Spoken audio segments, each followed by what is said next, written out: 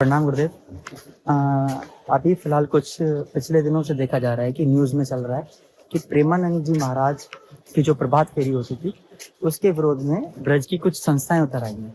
उनका कहना है कि इससे रात्रि में बच्चों को पढ़ाई में समस्या होती है, जो बुजुर्गों के सोने में समस्या होती है, और जो जीव जंतु होते हैं पशु, उनको प्रताड़ना झेलनी पड़ रही है क्योंकि उससे बहुत शोर होता है। प्रेमानंद जी महाराज तो शांति से चलते हैं, लेकिन उनके दर्शन के लिए जो भक्त आते हैं उससे बहुत ज्यादा शोर होता है, जो कि एक प्रकार से कुछ संस्थाओं के लोगों ने उसको एक प्रकार का आतंकवाद कहा है। और इसके प्रत्युत्तर में प्रेमानंद जी महाराज ने अपनी प्रभात फेरी को रोक दिया है। तो गुरुदेव, इसको आप किस दृष्टिकोण से देखते हैं और इस पर आपका क्या वक्तव्य है? कुछ नहीं, ये ऐसा नहीं होना चाहिए, बिल्कुल अनुचित है। धर्म के लिए कोई समय नहीं होता जी कि इतने बजे ही करना है, भजन करना है। आदमी अपनी सुविधा अनुसार भजन करता है, जी अपनी सुविधा के अनुसार प्रभात फेरी निकालता है। जी सोसाइटी के लोगों को भी सोचना चाहिए इस पर, उनको भी बहुत सहानुभूति पूर्वक इस पर सोचना चाहिए। ये बात सही है कि बच्चों को परेशानी हो सकती है असमय, तो उसके लिए कोई रास्ता निकाल लिया जाना चाहिए बीच का, कि शोरगुल ना हो। जैसे उनकी आरोप बताया आपने, जो जी पटाखे छूटते हैं और आवाज शोर ज्यादा होती है, तो शोर ना हो। और क्या, बिना शोर के फेरी निकाली जाए। तो यात्रा है, दैनिक यात्रा है उनकी। उनका ये भी कहना है कि गुरु जी, पहले प्रभात फेरी होती थी तो ब्रह्म मुहूर्त के पश्चात ही होती थी, तो ये जो 1 बजे ऐसा कोई ठोस नियम नहीं कि ब्रह्म मुहूर्त के बाद ही प्रभात फेरी होगी, ऐसा कोई नियम नहीं, ऐसा कोई नियम नहीं।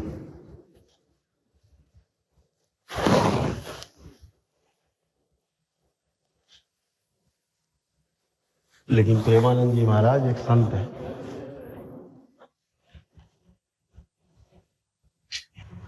प्रेमानंद जी महाराज एक संत है, उनके भी स्वास्थ्य का ध्यान रखा जाना चाहिए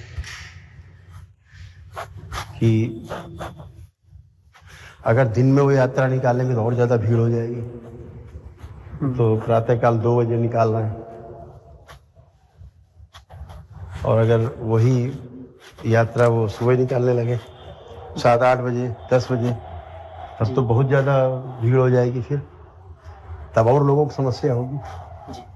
तो अगर वो 2 बजे निकाल रहे हैं, 3 बजे यात्रा निकाल रहे हैं, तो उसमें आपत्ति क्या है? वो इतना तय हो जाए कि शोरगुल ना हो, बस। और क्या है, यही तो चाह रहे हैं लोग कि शोरगुल ना हो।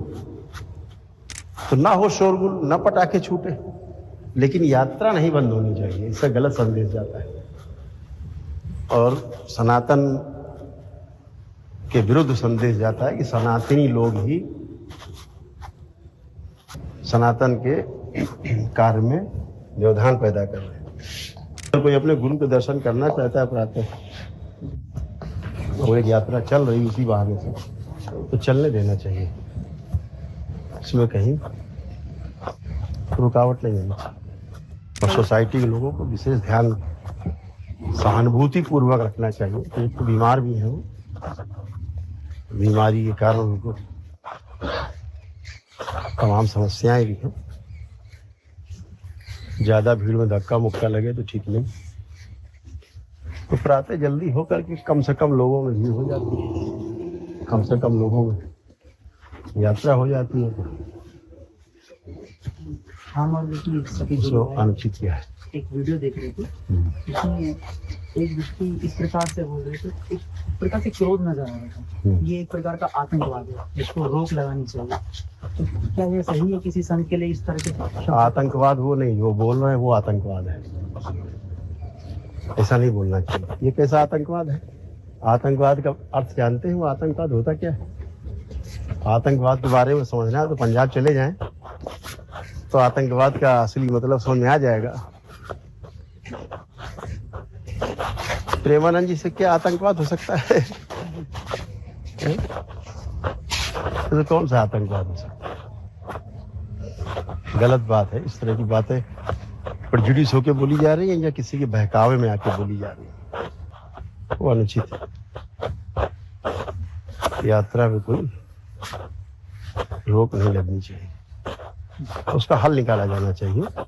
वहाँ के जो क्षेत्रीय निवासी हैं उनके साथ और प्रेमानंद जी के जो सहयोगी साथी हैं उनके साथ बैठ के आपस में एक संदेश अच्छा जाए कि यात्रा रोकी नहीं गई, यात्रा व्यवस्थित की गई, ऐसा संदेश है। नहीं रुकनी चाहिए। ना रोकनी चाहिए, ना किसी और को उनकी यात्रा को रोकने का कोई हक है। बिल्कुल नहीं रोकनी चाहिए।